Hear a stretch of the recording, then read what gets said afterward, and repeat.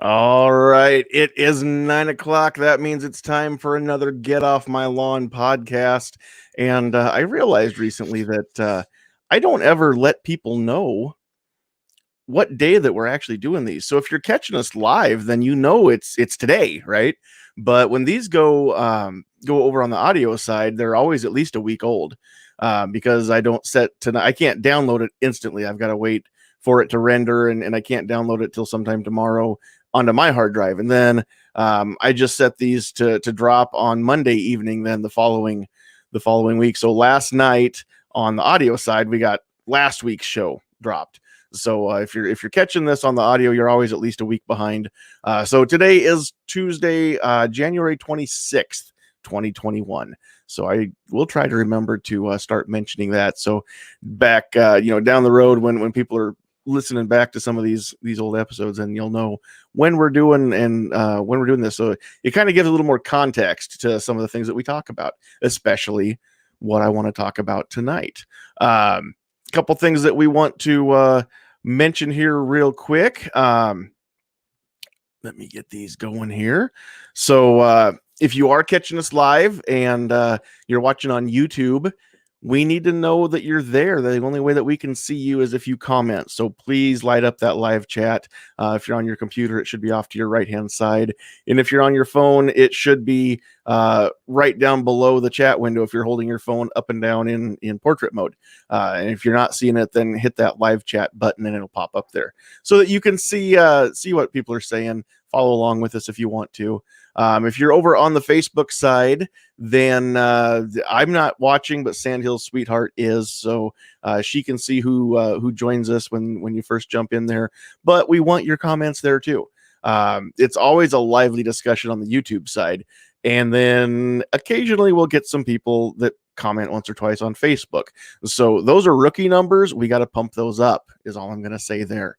So please drop those comments. If you catch this anytime after the fact, you can always leave a comment in the comments section on whatever platform you're watching this on or listening to. If you want to reach out to us directly, you can direct message us on Facebook. The best way to get in touch with us is just to email sandhillsshooter@gmail.com, which is scrolling across the bottom of the screen. A couple other things that I do want to mention, because I mention them every week. We are now very proud to be part of the Self-Defense Radio Network, and other really, really great podcasts have been part of this network a lot longer than we have. And I just kind of feel like I'm walking among giants, and we're just a tiny little show. Hopefully that'll change. Hopefully you'll share this and we can grow it a little bit. But podcasts like the Polite Society podcast, Riding Shotgun with Charlie, Gun Freedom Radio, so many great ones. I can't ever remember all of them, so I'm not going to try and list all of them because I know I'll leave somebody out. I did see today they have our newest member on the Self-Defense Radio Network is now the Armed Citizen, Ghost Tactical's weekly live show that he just did that tonight at 7 o'clock Central Time. So you can catch that too. Ghost always has some cool stuff and some cool people on his show as well. So go to sdrn.us and make sure that you're checking out not just the Get Off My Lawn podcast, but all the cool podcasts over there. Next up, I'm not wearing it tonight, but I do have still the hats available, some stickers available. You can get some cool Sandhills Shooter swag. We are in talks. I know I keep saying it, but we are in talks to get some more stuff going so that we've got some t-shirts and other stuff going on as well. Hold on here. Let me adjust my cord since the little puppy dog thinks she needs to eat my cord to my headphones. All right. Anyway, so yeah, we'll get some t-shirts and some cool stuff going just as quickly as we can. Crumpy's got to help with that, and it's not like he's got anything to do, right? He nothing but sit around and design t-shirts for us. So that'll happen as soon as we can make it happen. Of course, we've got to get the time to get those done. And then last but not least, we are up on the audio side. You can catch us on Anchor.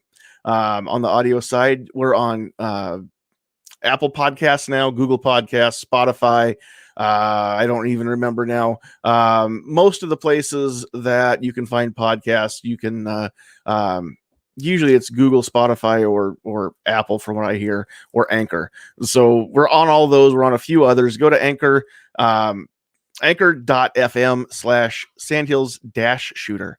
And you can see from there, you can see all of the places where the podcast goes out every week. Then not live, but it does go out every week.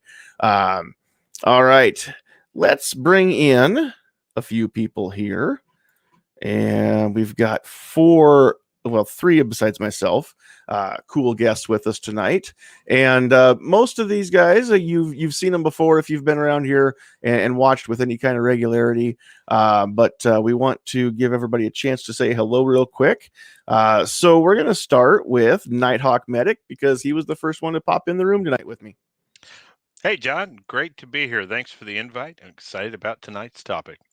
I'm very glad to have you along. Next up, we have, and I had to adjust your name because you're alone right now, Pat, but we've got Pat and sometimes Lily. She may or may not run through the frame when you're talking there. So we'll say sometimes Lily. Yeah, unfortunately, I thought she was going to be up, but she crashed a minute right before you went live. So thanks again for having me on tonight. Hopefully have a lively little conversation since your title, what it said. So it might get a little fiery. I hope so. And okay, so it's going to be very, very difficult for me tonight. I just want everybody to know it's going to be difficult for me to keep this PG. And when the host has difficulty, I understand when other people have difficulties as well. But I'm committed to keeping it that way. I will do my honest best. Last weekend when I was at the Deer and Game Expo down in Lincoln, I had somebody else affirm to me yet again how much they appreciate that we do a family show, that the kids can be in the room when they're listening to it or whatever. And so, I mean, I've never had anybody complain that we don't swear, but I've had a lot of people tell me that they appreciate that we don't. So we're going to try and keep it that way. And I'm going to try and do my best, like I said, to keep myself in check. So anybody that wants to call me out on something, please feel free to call me out. So what you're saying is there might be an accidental expletive tonight, maybe? There may or may not be an accidental. Okay. There won't be any on purpose, promise. When I was growing up, we used substitute words and we will have some freckles. Creative editing, yes. Yeah. All right. Well, Pat, thanks for being with us. Am I getting crackly at all? Can anybody else hear it, or is it just my headphones? You're loud and clear. Yep, okay. 5x5. All right, good deal. Because every now and then, when I get a little bit louder, it crackles. So probably just my headphones. That's okay. I don't think the dog chewed through the cord. It's not that. Okay. Last but certainly not least, tonight in the room, we've got Defense Dad with us, coming to us from the capital city. What's up, sir? Hey, what's going on, man? Thanks for having me. Just glad to be here. I will try to not rant and rave about tonight's subject because I think I might get a little. Well, yeah. Right. Let's just talk. Ranting and raving is not only okay, it's encouraged. Just so you know, for future reference for anybody, ranting and raving, that's totally fine as long as you can keep your words in check. That's all that we ask, or do your best. So we will try. And yeah, we can use some substitutes. We can talk about shiitake mushrooms or fudge or whatever kind of food that we want to move into there. So we'll do our best to keep it fiddlesticks. Yes. Hogwash and poppycock. So, all right. So, real quick here, let's see who's out there in the chat. YouTube's already lighting it up. Frankie was out there first. Frankie's Guns and Glitter. Guns and Barbecue is in the house, and now I was just full, but now I'm hungry again. Thanks, Guns and Barbecue. Pat's out there and in here. Justin Gibbons is reporting in from the. Are you on the road or are you home, Justin? He's probably. Oh, he's already said that.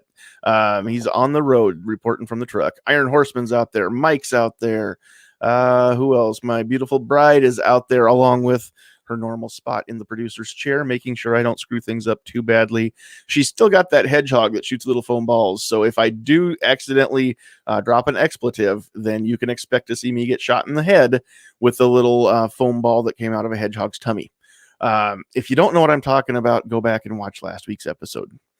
So let's see who else is out there. I know there's more. Blitz is out there. Double A Armament and Axes is out there as well now. I know there's people jumping in. John Petrolino's out there. Keith Umstead's out there. Scott79. MKJO, who is our newest Patreon patron. So very appreciative of that. Earth is out there. Schofield63. Artak and Daughters. And if I've missed you, that means you weren't commenting enough. So step it up. And then I can't see right now who's on Facebook, but I do see that we've got, looks like about 10 people out there watching on Facebook right now too. So welcome all of you. We appreciate you. Go ahead and drop comments if you would. Let's see if we can get the Facebook chat as lively as we can, the YouTube chat tonight. All right. And then one last thing before we just uncork tonight's topic is tonight's broadcast is brought to you by Open Country Firearms in Osmond, Nebraska. You can get a hold of, hold on, I've got one of these right here. There we go. You can get a hold of Garrett at Open Country Firearms this time of year. Just so everybody knows, if you're in the Northeast Nebraska area, if you're trying to get a hold of Garrett, you've got to contact him either by phone, and I used to have his phone number available, and I'll get it. But you've got to contact him by phone or by email, Facebook, something like that, because that's not his full-time job. That is his side hustle. And so he's normally, by day, he's a crop insurance adjuster, and it is that time of year where they're getting busy with the insurance business. So the gun store part of it is not open to walk-in traffic. It is still completely open to appointments. So get in touch with Garrett, and you can do that.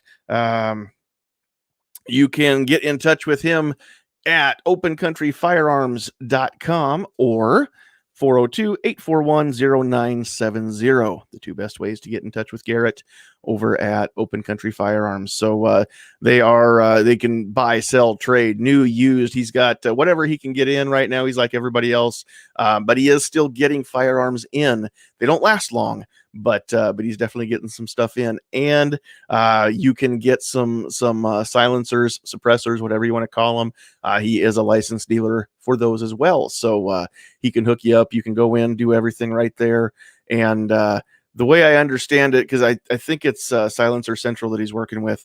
The way I understand it, you can get all the paperwork done to where once everything is ready to go, then you can even have your suppressor shipped to your house once it's out of NFA jail, that is.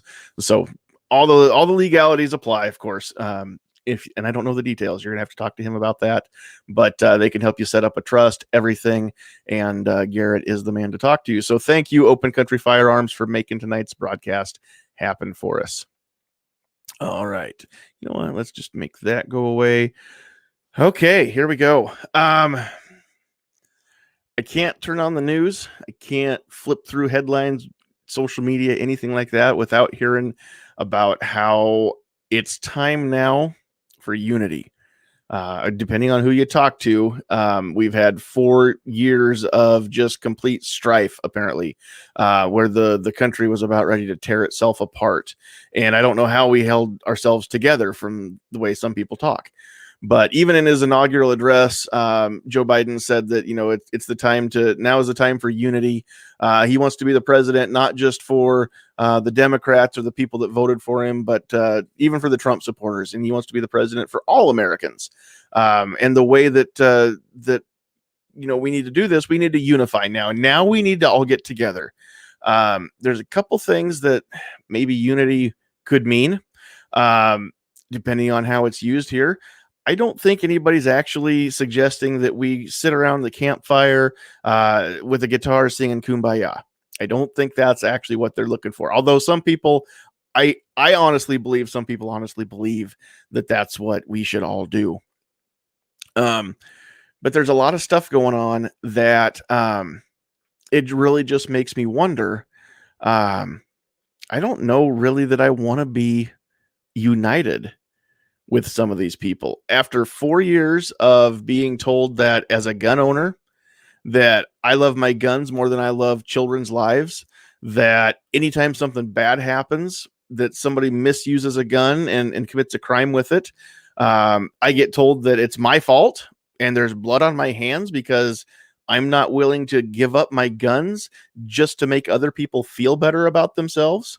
I've been told, and not necessarily personally, but just generally speaking, as somebody who thinks like I do and acts like I do and enjoys the things that I enjoy, I've been told that I'm a domestic terrorist.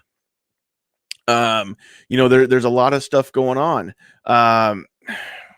Just here the other day, we had former CIA head or director, former CIA director John Brennan was talking about the Biden administration's response to whatever we want to call it that happened on the 6th at the Capitol building when the people went in there without permission, which is kind of weird. It's a public building. I didn't realize you had to get permission to go into a building that we all own. That aside, he said, and this is what was he on? MSNBC is where this actually took place. He was saying a lot of different things. Let's see. I'm going to take some of this. I'm not going to read his whole quote here. And this is, I'm quoting him. I know looking forward that the members of the Biden team who have been nominated or have been appointed are now moving in laser-like fashion to try to uncover as much as they can about what looks very similar to insurgency movements that we've seen overseas, where they germinate in different parts of a country and they gain strength. And it brings together an unholy alliance frequently of religious extremists, authoritarians, fascists, bigots, racists, nativists, and even libertarians.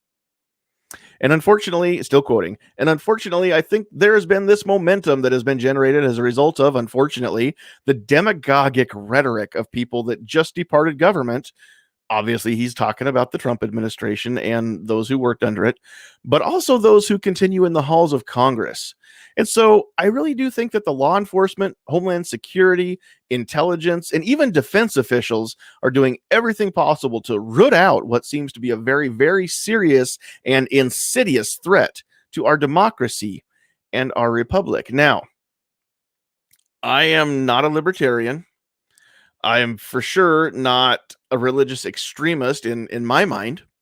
I'm not authoritarian. I'm not a fascist. To my best of my abilities, I'm not a bigot or a racist. But he's still trying to paint me with that brush. I'm very much a nativist. To me, a nativist just means that I prefer my country over any other country. And that is okay. I'm not saying that my race is better than any other race. I'm not saying that my hair color or my eye color is better than any other hair color or eye color. But I am saying that my country is better than any other country on the planet, now or present. And I'm hard pressed to think there'll ever be a better country in the future. So one of the things that I don't want to be united with is that idea, that notion. I will not get on that train. I will not get on board with this idea that people that just want their country to not go spiraling down the drain are somehow insidious and bad people, that they are a threat to democracy and to the republic. When he's talking about the people that are willing to do everything in their power, including fight, to protect democracy and our republic.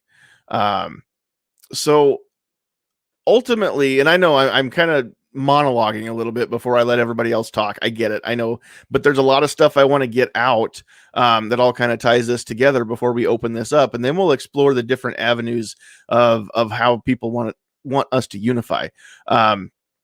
But here's what's happening is they're not looking for true unity. They don't want us to come together with them, they don't want to come together with us.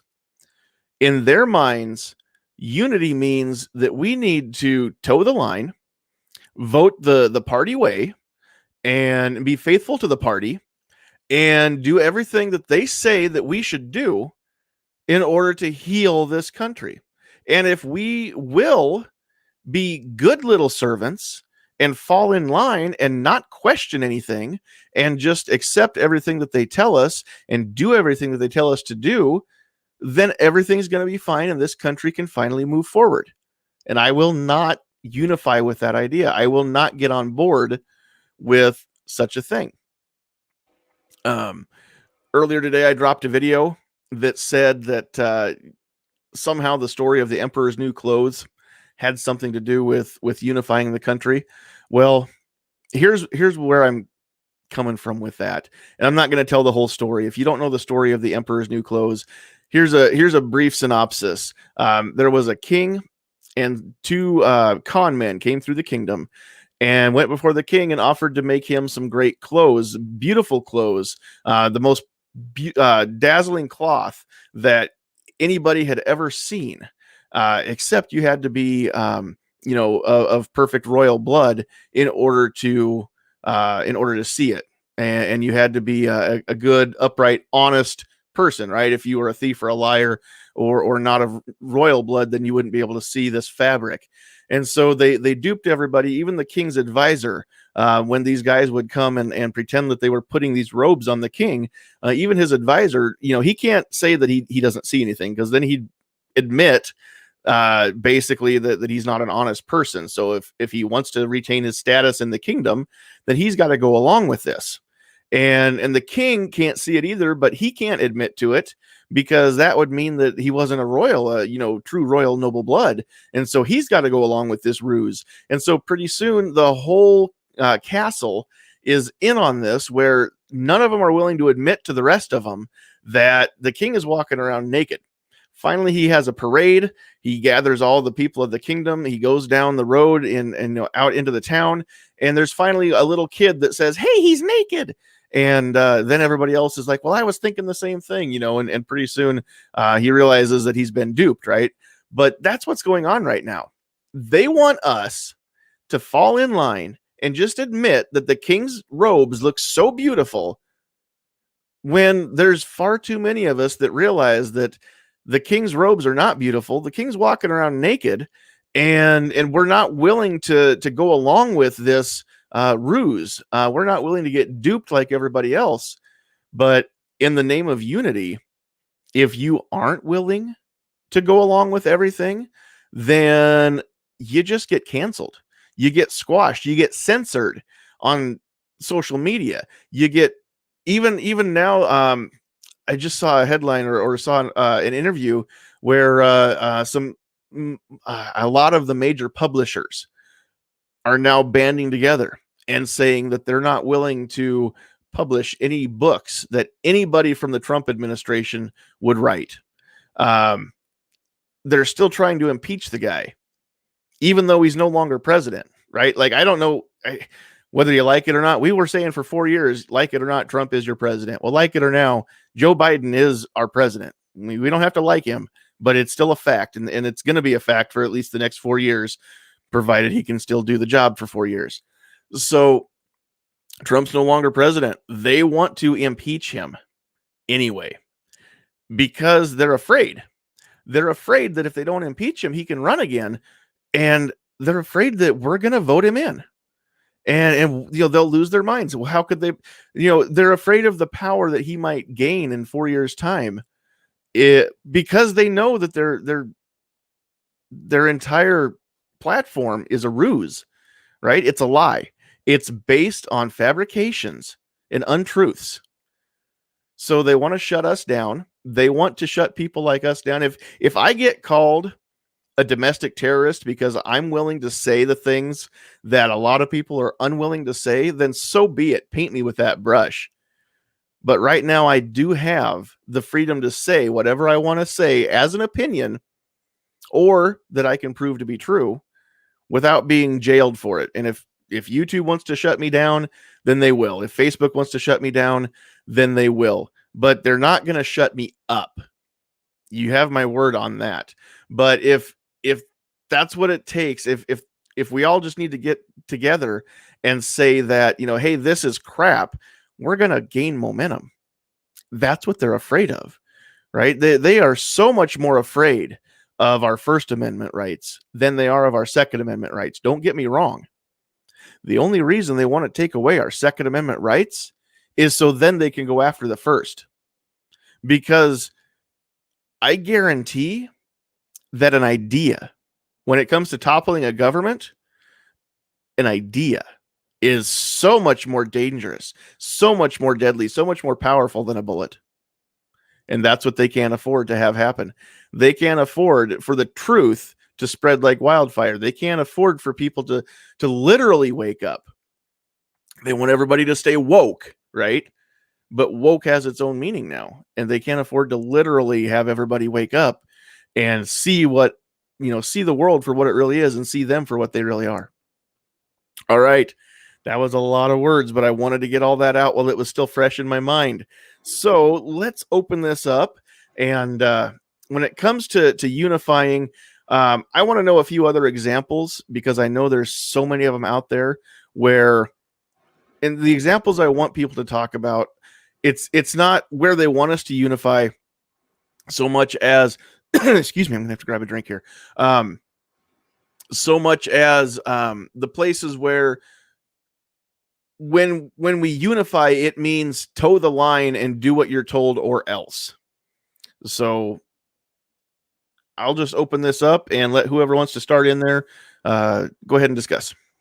Okay, I'll throw my 2 cents in there first, and since this is going to be kind of a rant one, I'm just going to go ahead and kick us off right now.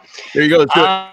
Somebody needs to pull that man's Patriot card and burn it, as far as I'm concerned, because he doesn't know what real patriotism is. And second of all, I think they're confusing the word unity with conformity. They just want us to conform. It's a great way to say that. They don't want unity. They want conformity. And that's all they want, because they say one thing and do the exact opposite. They do one thing. No, you can't do that now. Where are the standards? Where is this even kind of playing field where everybody's kind of held accountable for what they say and what they do? I mean, you look at Trump's speech that he did. Now, did he get everybody a little fired up and a little bit riled up? Sure. Most politicians do. Now, compared to, let's say, Maxine Waters' little rant about going out and finding Trumpers and spitting and hollering and shouting and everything at them. Yeah, tell anybody in that administration they're not welcome here. Exactly. She doesn't get in trouble. Now, the last one she did, because they did wind up kicking her off that committee about the Trumpers and the soldiers saying, you know what to do. So that one was, at least she finally got caught on at least one of them. So yeah, that's about what I got to say on that. I could go on for about another half an hour, 45 minutes pretty easily, but I think I'll stop it right there so that way somebody else can have a turn. We'll give you a chance. This isn't the only time you have to talk tonight, Pat. Oh, I know. All right, so here's the deal. I agree with you. They're, and not sound like I disagree with you on certain things. His idea, their idea of,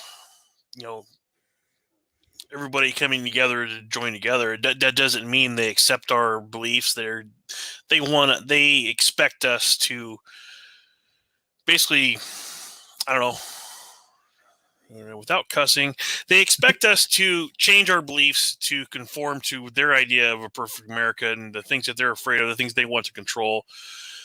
And be damned if you have a different agreement or a different point of view with them. If you're pro-gun or you're pro-life or you're whatever it is, they've already proven over the last year, especially part of the, during the election and part of everything else, like, if you're pro-gun and against the Democratic beliefs, you're a racist, you're a bigot, you're a pile of crap, you're out to kill everybody, like moms demand action. Everybody with a gun wants to kill them, according to them. I mean, it's just ridiculous. I get that there's going to be two parties and people aren't going to agree on stuff. But my God, be able to have a difference of opinion and have a conversation with someone, at least respect each other's opinion and work together. They have made it so this country is so polar, where if you're on one side of the platform, you're chaste and true, and you're the only one on the good side. And if you're on our side of it, you're an evil, bastard. Mhm. And that's they expect everybody to conform, or you're gonna get in trouble. Like, they're already doing it on social media. Like, I got kicked off of a social media platform the other day for, God forbid, I mentioned ammo was in stock someplace.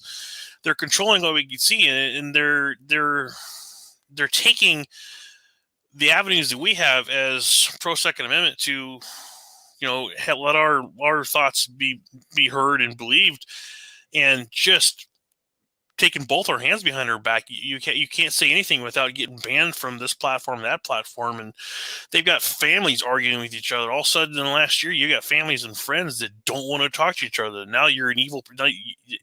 It's just crazy. I don't conform to his idealistic or his idea of joining the country together. It's not going to happen. So sorry if that was a little bit of a rant, but No, that's okay. Sorry, That's okay. it pisses me off.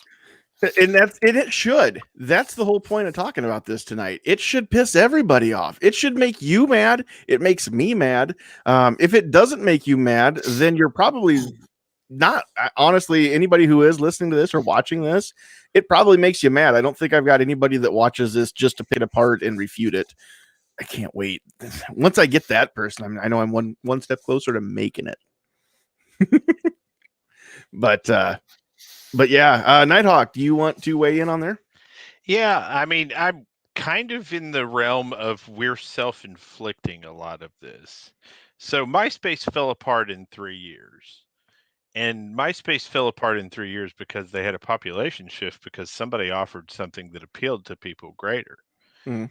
You know what I mean? So the all-powerful Facebook, the all-powerful Twitter, the all-powerful YouTube only exists because we're mostly driven by profit motives and attention motives, less that we truly feel that what we're giving up is our freedoms. So if you honestly don't want to be subject to the social media whims, you remove yourself and go to some place that is not the case. Mm-hmm. And there are people that have done that, right? So there, as far as saying let's acquiesce or we're being forced to acquiesce or that, the world where we coexist peacefully can't possibly exist. Well, yeah, it's kind of, you have to divide yourself to accomplish that, right? So it's very much possible to remove yourself from these situations without going to the Stone Age, right? You can go to other social media sites and potentially have a peaceful experience in social media, not greatly destroyed or influenced by the left. Now, I'm not saying you're going to make money over there. I'm not saying that you're going to be able to expose the message of the Second Amendment to the entire world or the First Amendment to the entire world, or have some overwhelming amount of attention paid to you over there. But what I am saying is if you want to make a small place for you and your family to exist in peace and to say what you want to say, that is very much possible. So as of yet, the Constitution of the United States has not been amended to take away our rights and freedoms. So Joey B can ask for unity all he wants, but until he actually changes how the Constitution works, he cannot constrict my ability to do those things. So what's most critically important is if you're sick of watching this stuff happen, every time somebody impinges on your rights, start suing the dog crap out of somebody. Because there are going to be more and more right side lawyers watching left side people violate people's rights who are going to want to make a buck off of this. Okay. Sure. And as far as what the Biden administration is doing, I'm just seeing 2008 all over again. I haven't seen Biden do anything yet. I've seen him hit the refresh button on what his last boss's activities were and plans were, but I'm kind of watching him to see, right? A $15 an hour minimum wage is not going to make it. Okay. He hasn't really put through any gun control yet that's going to go anywhere. Nothing yet has happened out of this, and he's gotten on TV and demanded that we acquiesce. So without changing the fundamental rights of Americans, he can't get us to acquiesce. And what more, the only thing we're doing is stressing ourselves out. I have given that man the finger and walked away. That is where I am at this point, is I have given him the finger and walked away. He doesn't get to spend the rest of my life living rent-free in my head. Well, for sure, I don't think we're going to see the Biden derangement syndrome to the extent that we saw the Trump derangement syndrome, which from some of the industry professionals I've spoken with, that's a real thing now. They've actually everybody has agreed that's an actual affliction that people can get, I guess, is Trump derangement syndrome. But yeah, you're right. That means that those people are willing to let him live in their head rent free. You're right. And I don't know that most of us are going to let Joe Biden live rent free in our heads. Although I heard you call him Joey B. And can I just go off on a tangent here? That makes him sound like a new kid on the block or a Spice Girl or something, which I actually, judge me if you want. I like New Kids on the Block. I like the Spice Girls. So we're not going to, let's call him either Obama Light or just Joe Obama, because that's what he is. In the Roman Empire, actors and clowns were considered to be third-class citizens and not given the respect that common laborers were given. Plebeians were considered to have higher standing than them. So referring to him as a clown or an actor, in my mindset, is referring to him as what I actually value him as. There you go. Okay, so I'm going to jump in. And I'm going to I'm going to disagree with you, Nighthawk, to a little bit, because it's not about letting him live rent-free in our lives. It's not just him. They have his party. Yeah. They have control over pretty much everything in the government right now. And they expect us to just change our beliefs or pay the consequences. And that's the part people aren't going to do. They want to preach unity and everything. And, 75 million people who voted against him are not magically going to jump to his side. He's the president, and we have to accept that for now. But people are not going to just give up. You've got to still go after your rights and protect them. And you've got to talk to people. So hopefully they get it right in 4 years and vote him out. Well, I agree fully. It doesn't mean give up. It just means don't allow them to rile you up. The left but here's the thing, though. So you're talking. Yeah. I wasn't done yet. So you're talking about So about going off YouTube or different platforms, going to someplace. That's all well and good. A lot of us are going to different platforms, but it doesn't do us much good to speak to just like-minded people. If you can't speak your mind to your friends or family on the big FB or anything like that without reparation and getting kicked out of it, like, you got to be. It's.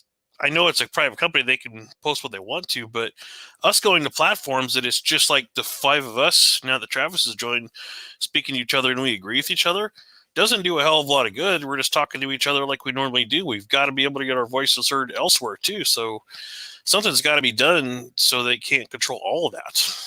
Well, and that goes back to what we've been saying in here for almost forever. What I've been saying anyway is, it's one of those things where the easiest place to have this conversation is online, right?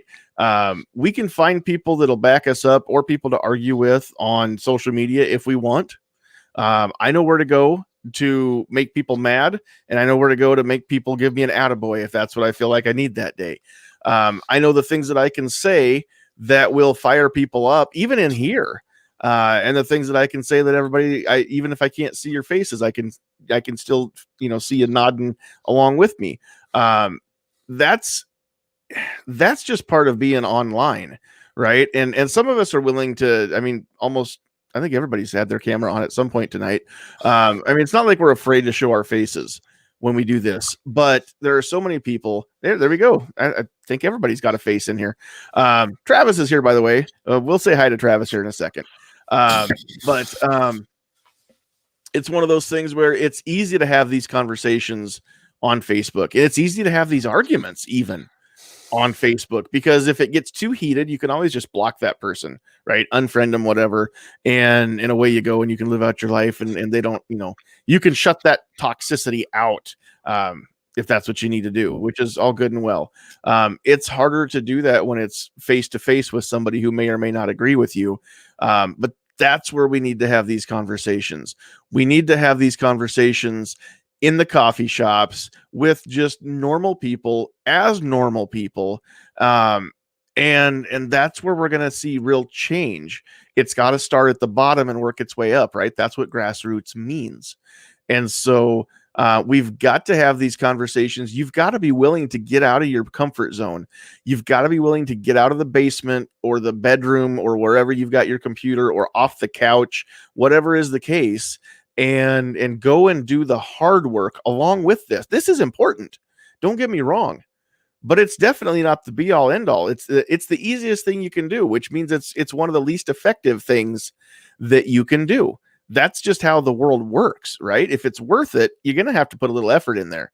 But it's really going to be worth doing in the long run. But we've got to have these conversations. We've got to go out there. We've got to find people to run for office that are worth putting into these offices, right? And they've got to go in understanding that the person before them had good intentions too, and got swept up with the corruption along the way. So, and we need to recognize that. We need to recognize that everybody can be corrupted in to an extent or in some way. They've got to be prepared for it. We've got to get people in there who we can help them and they're willing to rely on us as constituents to help them along too and support them, right? And to keep them honest and keep them true. Because not everybody has a really, really strong moral compass that always points to true north. And so that's where the people come in. Everything is dependent on us as the people, right? But that's where everything kind of starts. So real quick here before we keep going, let's say hi to Travis. How you doing tonight, sir? Oh, you're muted. Can't hear you. They called off school due to weather, so I thought I'd go ahead and jump on. I was actually getting ready to go to bed, and I just got the text message. So nice. It's we got a bunch of pansies. What, you can't go to school with it's only 2 feet of snow. I even shoveled out my path of my driveway last night because I didn't know if the cleaning crew was going to be in time for me to go to work today, and they called it off last night. So and then they called it off again tonight. I got to say this, so it is pretty vicious driving out there. I've got all-wheel drive, and it's horrible. It's I mean, you can't stop at all. And then the main roads are clear, but all the side roads, and I think a big part of it is buses can't get around, so that's probably why. But this happens when you get a foot of snow and ice. Yeah. I mean, it's yeah, we got almost a half a foot here, and yeah. But we've got so many idiots in our town that it's funny because there's a lot of people that will crank up that SUV or whatever it is, and they don't understand that four-wheel drive does not mean four-wheel stop, or all-wheel drive does not mean all-wheel stop. Physics, man. Something emotion's going to keep in motion, especially if there's no traction. But I've got anti-lock brakes. Well, that means you can steer. That doesn't mean you can stop. But no, I decided to go and jump in, and it sounds like a good topic. You're talking about unity. And it's kind of interesting. Hey, I got animals that keep busting in the door that want to me too. 1 second here. All right. They're like, hey, we need to be part of this. It's kind of what I call it. I don't know who coined the term, but there's kind of this battered wife syndrome. I think that's out there for conservatives. And maybe you guys mentioned this. It's like, okay, we're going to destroy you and crush you and destroy your neighborhoods and berate you and threaten to come after your rights. We won. Oh, come join the team. Come be part of us. We care for you. We love you. We love you. I mean, that's really true. How things feel right now. So, but also one of the things that we've been discussing, that actually the main topic of the discussion, or the main point of this topic is, yes, they have done that, and they want to extend. They want to have the optics of extending the olive branch, but ultimately they don't want unity. They want conformity. They want us to all decide, okay, Trump's gone. Let's just do everything that they want us to do now. Now that he's gone, that we can unify, which means we can have everything the way that we want it now that we've got him out of there. But they've got plans in place. They've got processes in place for those of us that are unwilling to conform, where they're trying to keep us quiet as they can. So can I argue that we do the same thing to them? I absolutely agree that a lot of people on our side of the coin do try to do the exact same thing. You're absolutely Remember, right. they're trying to create their perfect society the same Mhm. way we're trying to create our perfect society. So whichever one has power at whatever point in time begins to pull the line either Well, to the left or the right, right?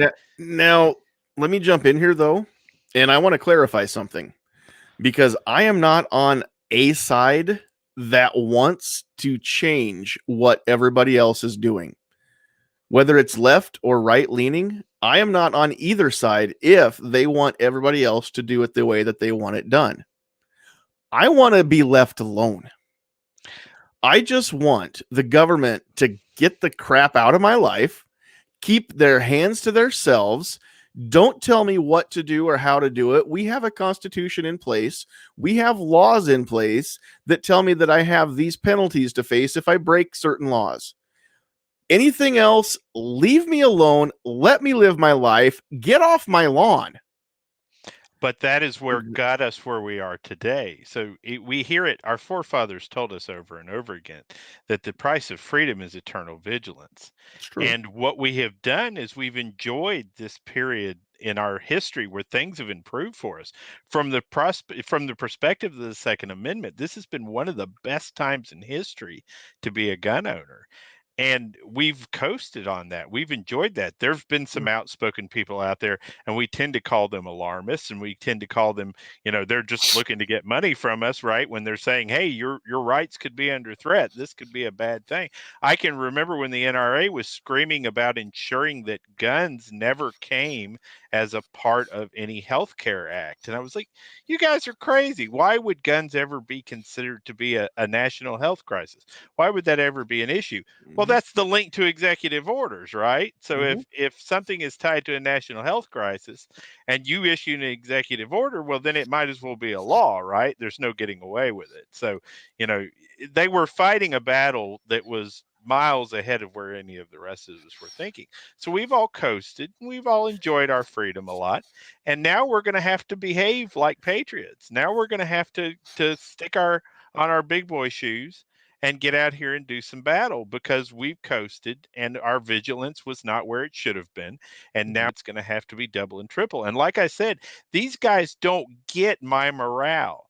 They don't get to live in my head. They don't get to pretend like what they're doing is unity. They don't get to pretend like they're going to scare me with any of the threats. The very worst thing they can do is kill me or put me in a little cage. Okay?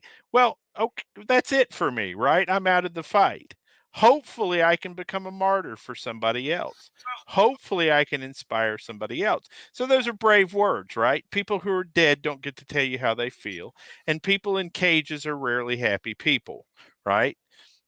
But ultimately, if we really believe there are 74 million of us out here who believe in the American spirit and illustrated that by voting for Donald Trump. I'm not saying that those two are one and the same, but illustrated that by voting for Donald Trump.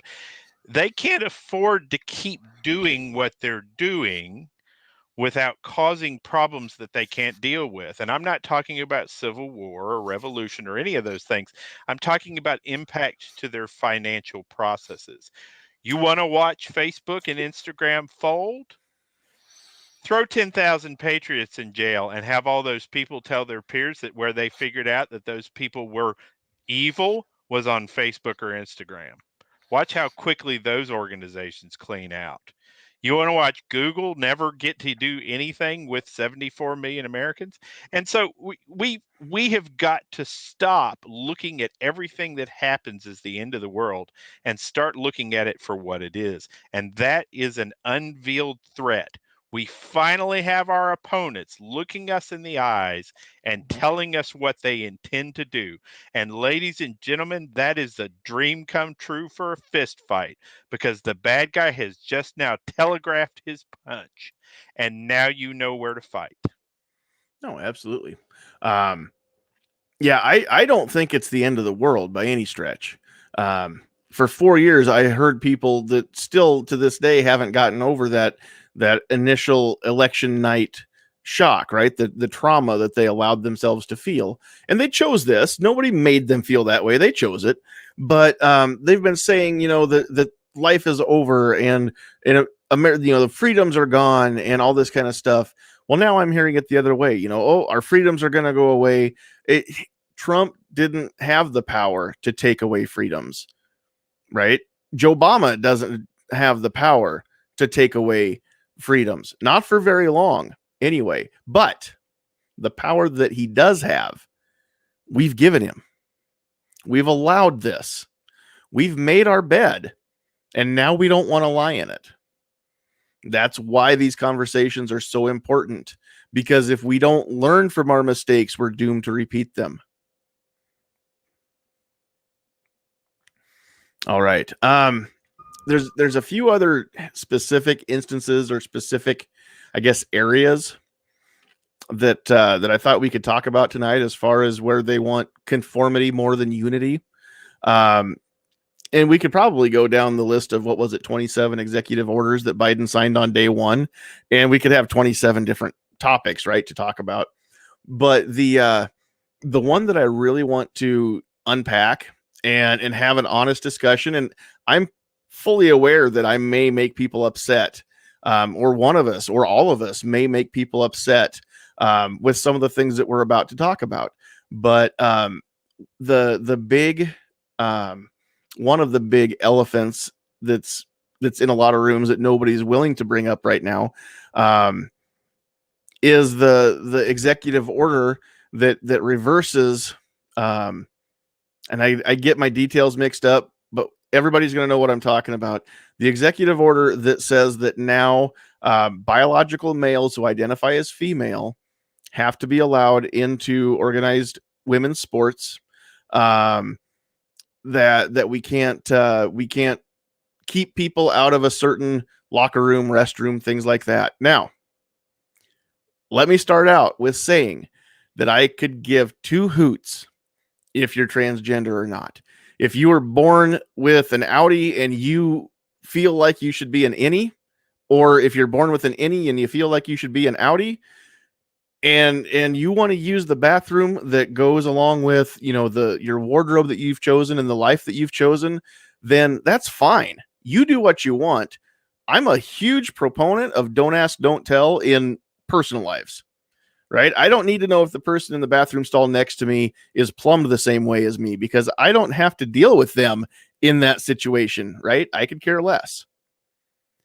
What I am a little concerned about, and I don't know all the particulars yet, but what I'm most concerned about is a couple different things. Let's say that my wife gets a membership at the YMCA, and she goes and is doing some, Zumba class. I don't know if people are still doing that. She's taking Zumba class or water aerobics or something like that. She gets done. She's in the locker room, and next to her stands this transgendered woman who's 6'5", hairy, and has a penis. And they're expected to just shower together like that. She cannot be upset about this and ask him, her, that individual to leave. And if we're going to do this in sports, in high schools, we're going to, and now I'm not saying that it's bad to have transgendered people. I'm not saying that at all. Like I said, if you feel like you were born in the wrong body, I can't wrap my head around what that must feel like. That's got to be like your own personal hell. So you do what you need to do to get through your day. But at the same time, you can't tell me that there aren't going to be people that abuse this. You can't tell me that there aren't going to be some high school boy that says, hey, all I have to do is say that I'm a female and I can go shower with the girls. And the potential for abuse is there. And I have not seen any particulars. If there's a safeguard in there, then it's going to be a little bit easier pill to swallow. But I am tired of being told that I have to just accept that this is normal. Okay, it's not normal. There are very few people, percentage-wise, in this country that actually are going through that for real. Okay, this is a civil decision that you have made in your personal life. This isn't science. This isn't biology. it goes against the laws of biology. So you can say what you want. You can live how you want. And if you're nice to me, I'm going to be nice to you. But your rights don't trample on mine. You cannot force me to accept that all of a sudden the science books are wrong when nothing's changed. We haven't discovered a different genetic makeup, right? Chromosomes are still the same as they always have been. You can live your life, your choices, however you want to, but don't take away my choice to live how I want to. And I don't know if I've stepped on anybody's toes who's transgender that may or may not be listening to this. I hope not, because I'm not judging you for you. I'm just saying that I would never tell you that you have to own a gun if you don't want one. Don't tell me that I have to accept people that are trans if I don't want to, because I accept people on a person by person basis. I don't care what your skin color is, your gender, your identity, your pronouns, any of that. I either accept you or I don't, but it's based on you and me, not anybody else. Vote with your feet. I go back to, let's put this in proper context. Why did the Jim Crow laws not do what they were designed to accomplish? Why did the Jim Crow laws fail? Rightly so, by the way. But why did they fail? Who can tell me? Because too many people knew right from wrong. No, it was much more simple than that. Too many people wanted to make money. Money was green, no matter whose hand it was in. Money was green. And ladies and gentlemen, we still have the power of the capitalist society. And I hate to say it, but I vote with my feet a lot. And if an organization is doing something that I do not agree with, and I can help it, right? Mhm. If there is a possible alternative, then I do not do business with them. And as long as it's still possible for me to vote with my feet, I can have a say in something, executive order or no, Mhm. right? And if you don't believe that people understand the power of that, look at how fast the entire industry of telecommunications and everything else acquiesced to what the left wanted to do when they were afraid it would impact their bottom line. Yeah, very true. And I'm not saying that cancel culture is the way to go, but what I am saying is move a couple $1 million and watch what happens to people's attitude about that. There's a difference between people making an individual decision to vote with their wallet or vote with their feet, and cancel culture, which insists that I boycott somebody because you don't like them. And I've seen that coming from our side too. I've seen a lot of people say that, we shouldn't go into, we shouldn't deal with Amazon, or we shouldn't deal with this company or that company, and everybody should stop. Especially when Amazon influenced, or when the other companies influenced Amazon to pull the rug out from under Parler. That was a big one. I saw a lot of people saying, "Hey, everybody, stop ordering from Amazon." And I even got into this with somebody, and I'm sure that they either blocked me or whatever, but I know I hurt somebody's feelers on Facebook one day when I said, "So you want everybody to stop? You want us all to agree to shut down a company because they listened when everybody wanted them to shut down a company." It doesn't seem right to me that we should all do that just because you want us to. I'll make my own decisions. Thank you very much. That's what this is all about. It's not because Joe Biden or Jeff Bezos or Joe Blow from Kokomo that's on Facebook wanted me to do something. I'll make my own choices. Travis and Defense Dad can both tell you how I feel about guns from Turkey and guns from Springfield Armory. I am not ever going to tell you not to get a Gerson or a Canik. I'm never going to tell you not to get a Springfield. I'm just going to tell you that I'm not spending my money on it. Unless it's used, it's secondhand, and the money doesn't go back to them. That's fine. I have my own reasons. If you don't know what Springfield did in the state of Illinois here a couple of years ago, then do your own research. We'll not get into that tonight, but they put a lot of mom and pops out. They helped put a lot of mom and pop shops out of business. Because they got a nice little carve out that didn't touch them, and they were okay with it. Anyway, and I still have not seen definitive proof one way or the other, but just in case the Turkish government does eventually get money over to ISIS, I'm not willing to send my money to the Turkish economy. That's me not telling you what to do. I am not part of cancel culture just because I tell you my feelings. You can make your own decisions. The four of you in this panel are all big boys. You've been making decisions without my help for most of your lives now, and I don't think that you need my help now. Those of you listening to my voice right now, same thing. You are all grown adults, unless maybe you're not, but eventually you're going to be a grown adult. And what I say really shouldn't make a whole lot of difference on how you make your decisions. If I can have a little bit of influence or at least make you think, then great. The only influence I want to have is for you to do the research and make your own decision with all the info that you can possibly get. I don't want you just doing things because I say so or anybody else says so. It's got to be because you say so. So, all right. Anybody have anything else you want to mention as far as women's sports, things like that, having to allow transgendered individuals into their anything like that? I will throw in there real quick. Pat, go money ahead. Talks and bullshit walks. It does. All right. So here's what I have to say about it. It's not related to any one specific topic, but again, back to cancel culture or them wanting to saying they want to do unity. You have a party in power now that is, say that in certain states, I'm not talking about just Biden, I'm talking about the Democratic Party. They have successfully passed laws in some places where you can go to jail if you accidentally misgender somebody. Mm-hmm. They're passing all sorts of crazy laws, and now they have more power than they've had in the last few years to do so.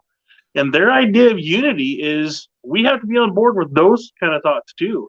Not going to happen from this guy. It really is not. I don't mind talking to some people out there. In fact, I have her not to self promotion. I have a video. I'm just going to talk about this next week. But I don't have a problem talking to, I guess, Democrats that are maybe pro gun to see if we can work with them on those issues.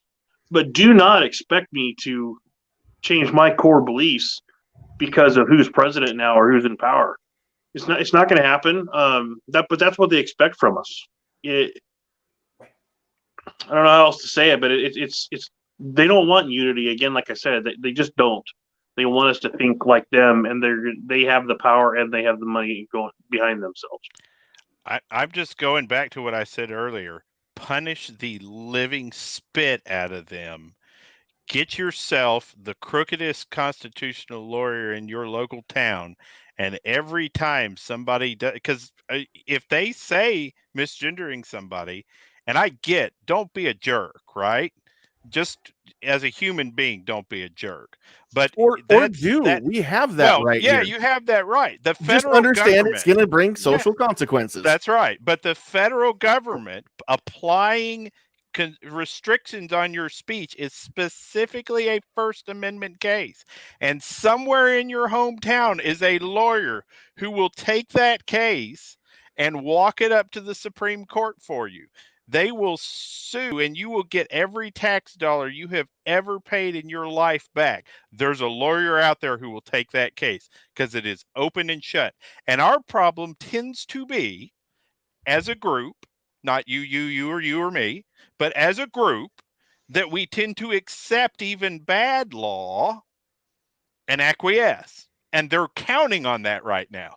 They're out there saying, by the way, remember, there's going to be armed men at every Capitol. What was the response of patriots across the country? Don't go to the Capitol. Yeah. They're ready for us. Okay. And now we're looking for militias. We're looking for patriots. We're looking for these people. And the response has been, and I can tell you across the nation, don't do this. We need to be afraid of that. Okay. Start punishing them the way they've been punishing us. They're using the legal system. Use it back. The only grounds we have left is the Constitution. And as they start to dance around that line, it becomes pretty open and shut. And by the way, if at some point it is no longer possible for you to win a lawsuit based on open and closed constitutional law, then you need to be making different plans anyway. It's no longer a society where we exist as human beings. It has become something that is no longer the United States of America. And so at that point, you need to be thinking very seriously about some other type of plan. But I don't think we're there. I think we're just still a little afraid to hit back. Well, and I want to clarify. I mean, just for those of you out there who might be watching this in replay or even now, what I said, I didn't mean to be offensive. I really just don't give a damn if you're transgender or gay or straight or whatever. But do not expect me to change my core beliefs and teach my daughter that I think that's okay.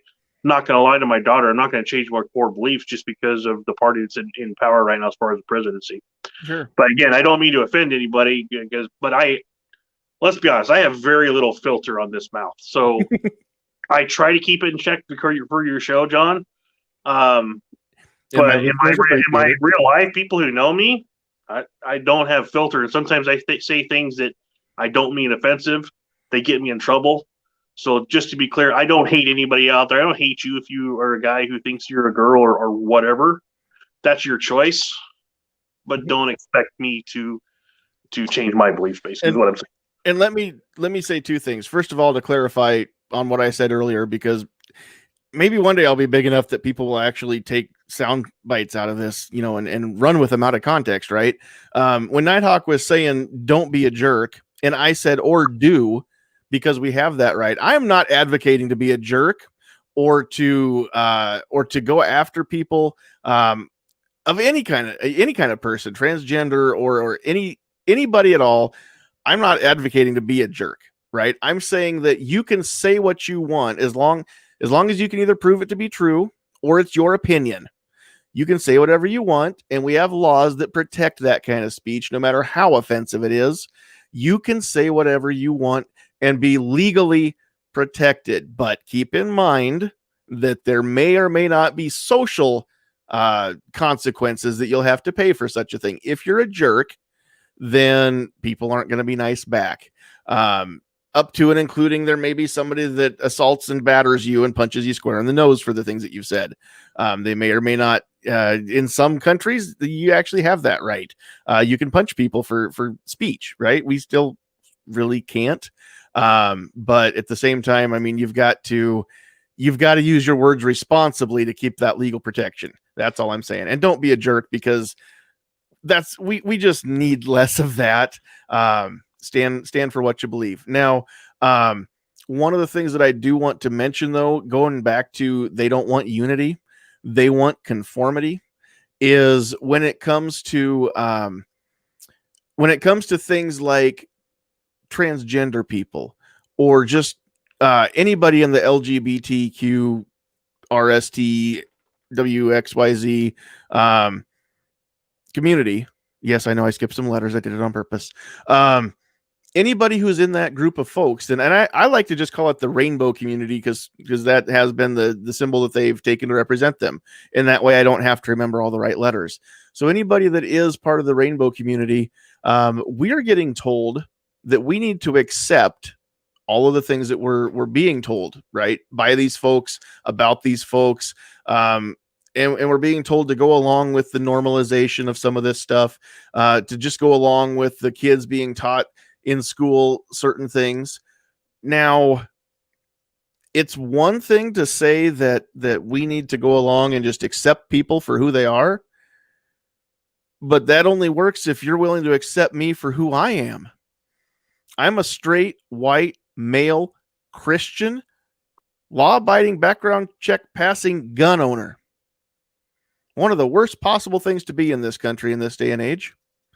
And I don't ever get told by the left that it's okay to be any of those things right now. I get told as a gun owner that there's blood on my hands, that as a white person that I owe entire communities of people for things that my ancestors didn't even do because they weren't in this country back then. My ancestors came from Germany in the late 19th or early 20th century. So I don't owe anybody reparations because slavery was illegal by the time my family got here. But I've been told that as a white person that, it's not cool anymore to be me, right? That that I just couldn't possibly understand. They're doing the things to us and then telling us that we can't understand what it feels like to have these things done to us. Yeah, And and again, they don't want unity. They want conformity. They want me to just bow my head down and say, I'm sorry. I'm sorry I'm white. I'm sorry I'm straight. I'm sorry that I love Jesus Christ as my personal savior. I'm sorry that I own guns. Here, help me change. Help me be better. That's what they want. They want me to conform. Right now, I'm a square peg. They've got a round hole, and they want to keep pounding until I fit. and they feel justified in their opinions and their takes on everything is the only ones that are right. You know, it really just kills me that this country has become so separated that adults can't have a conversation, disagree, but still have a, you know, stay civilized and do it. Like the ability of people in this country to do that has gone, and it's because of a lot of those groups. It's, you know, the what you're going to call the rainbow or whatever, color, sexual, whatever. They believe they're totally right, and as soon as you have a difference of opinion, you're just the evil person out to do harm to them. When are people in this country going to get back to the point and have some common sense where you can have those discussions and you don't have to like everything that someone says, but you can still have a civil conversation and not be a jerk about it. Absolutely. But that, you know, I honestly believe that the separation, the division that we have as Americans right now is mostly manufactured too. And I think most of it's a smokescreen, because there aren't that many people who can't sit down and have a conversation. But the squeaky wheels are the ones that we pay attention to, right? Whether it's on social media or on the news or whatever it is. There's a few people, and it's on both sides. Don't get me wrong. It's not just on the left side. It's on the right side too. There are a few people running their mouths saying things, but that's all that any of us ever get to see. And working retail like I do, especially with a company that's headquartered in Colorado, and there's nothing wrong with Colorado, but they are a little more progressive and left leaning than Nebraskans as a rule, at least in the lawmaking end of things. I'm not allowed really to have an opinion on my side of the counter, and that's understandable, right? There are times that you need to just bite your tongue because your job depends on it. You make your own decisions. But as a rule, I've had customers that have come in the door and I've known them long enough. I've had a little rapport. I know that I'm not going to get reported just for having a difference in opinion. And I've kept everything as vanilla as I could. But we've been able to at least throw out some very generic vanilla ideas without attacking each other, without me jeopardizing their business, right? People can still talk to one another. As a rule, we've just got to be willing to maybe facilitate that discussion a little bit and know how to talk to people without intentionally aggravating them, because some people intentionally they're intentionally looking for ways or reasons to be mad. So there's nothing you can do with that. It doesn't matter what you say. They're going to find a way to twist that around and be mad about it. That's not on you. That's on them. Defense Dad, you said before that you've said a lot of things that people took offense at, that you didn't mean them that way. Well, okay, some of that is, most of that's on them. I think that there may still be some people. My dad comes to mind. Some of the things that he uses when he's describing a black person and it's never an N-bomb. Don't get me wrong. I didn't grow up in a house where that word was okay, but some of the terms are not okay today that were okay back in the 50s and 60s that people used, right? I mean, and I'll say this in the context of, back in those days, there were white fountains, there were colored fountains, right? We don't call people colored anymore, but my dad does, because that's what he grew up with. And it's just the way that he is. And he's not meaning it to be offensive, even though I understand that can be offensive today. But you know what? That still requires somebody to decide to take offense at that. they can let it go. And if they really sat down and had a discussion with him and said, hey, that's actually not a cool thing to say, and here's why, and here's what we should say instead, he may listen, he may not. He's over 70 years old. He's been doing things a certain way for a long time. But that person would choose to not be offended and use it instead as a teachable moment. We all need that. We all need to learn that skill and learn to just take a breath, count to 10, whatever we need to do, and then decide that we're not going to be offended, even if they're trying to get our, especially if they're trying to get our goat, and learn how to just have a discussion, right? As conservative people, as firearms owners, as whatever it is that we're having the discussion at the time. There are so many teachable moments that get left on the table because people don't know how to have a conversation, or they're afraid to, or they're unwilling to.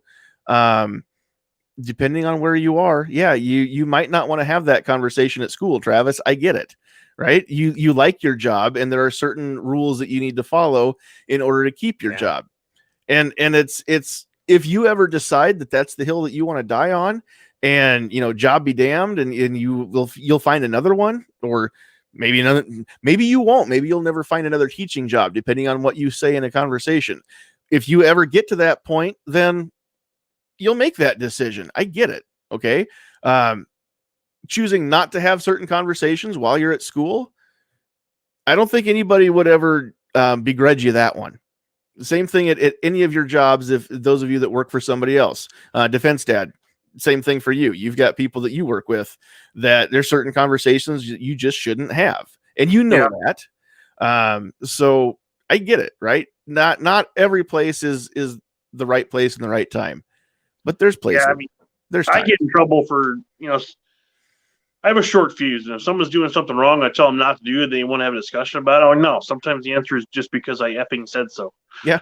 That's the kind of stuff that gets me in trouble. And people take offense for it. And well, don't do that. You're going to kill yourself if you do that. Because I said so, just shut up. That's the kind of stuff that gets me in trouble. I just now caught a question or a comment out there in the chat. Sarge, I didn't see this until now. I just want you to know that when we're having conversations of any type like this, if there was a problem, I'll solve it. Go down to his next comment, because this is actually important. That one? No, I'm sorry. The one that, the last one in the line there, where he talked about. Well, okay. First he said evolve, and then he went here and said we all have the ability to evolve. Don't use it's the way they grew up crutch. Never stop learning. It's not a crutch. When I'm talking about my dad, it's not a crutch. I'm just telling you, it's the way it is. I just know the guy, and he's probably not going to change for you or me or anybody. Not saying it's a crutch. I'm not saying it's okay that he uses some of the words that he uses. I'm just saying that it's the way he is. It's not going to change. But you know what? His kid knows better. So there are things that my dad has taught me that he didn't even know that he taught me. They weren't necessarily proactive.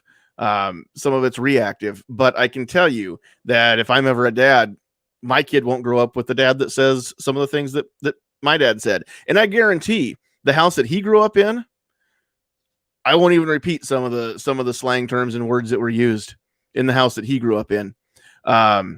So it does get better. Everything gets better or worse generationally, right? We all have a chance to do better. We all have a chance to teach people. Those of us that don't have our own kids have access to maybe other young people in the family or in the neighborhood, or whatever is the case. Maybe you work with kids in a 4-H or something like that. I mean, there are ways that we can still mold these young minds, and I don't want to say mold their minds with telling them what to think. What I'm saying is we can teach these young people how to think. That they try to beat that out of them a lot in schools these days, but we can teach them how to think. We can teach them how to think critically and make their own decisions and learn how to evolve their own beliefs as well, because that's also healthy, right? That's why I keep saying having your beliefs challenged is a good thing. Maybe your beliefs will evolve. Maybe they'll just get cemented stronger, but either way, it's healthy. we need to teach the kids that this is okay, that shutting somebody down because they don't say what you agree with, or whatever is the case, that's never okay. That is how you get police states. We don't want that. So, all right. We've kind of bounced all over the place, and there's a lot of stuff that we didn't actually get into that I was gonna kind of bring up, but we're getting kind of down to the time here. It'll be over an hour and a half by the time we wrap up. So, before we wrap up, does anybody have anything that they haven't had a chance yet to throw out there? Yeah, I just encourage people to not be afraid. Be of good spirit. More importantly, remember that you have tools and you have power. And the thing that we know about regimes that would try and take those from you is they rely on fear and they rely on taxes. So the two pieces of power that we have are monetarily and our courage. And so if you honestly feel like we are moving into a period of time where you are going to be threatened, that your rights are going to be threatened, get to know a lawyer. Find yourself a constitutional lawyer in your area. Call around. There's someone out there that takes pro bono cases for this kind of stuff. Be ready to act. Be ready to punish them the way they've attempted to punish us. But most importantly, look, man, turn the TV off and walk away for a little bit. Every so often. Take a deep breath. Get away. Don't let these people live in your head rent free. Read it online. If you need to find out what laws are coming through Congress, go to the website and look at it. And that's what I've got to say. Thank you. You betcha. All right. Anybody else want to throw something in there? Cool. All right. There's a little bit of talk out there in the chat. Oh, Travis, that's Hey, yeah. Can I make just a quick response to Armament out there? He made a comment saying public schools indoctrinating the kids.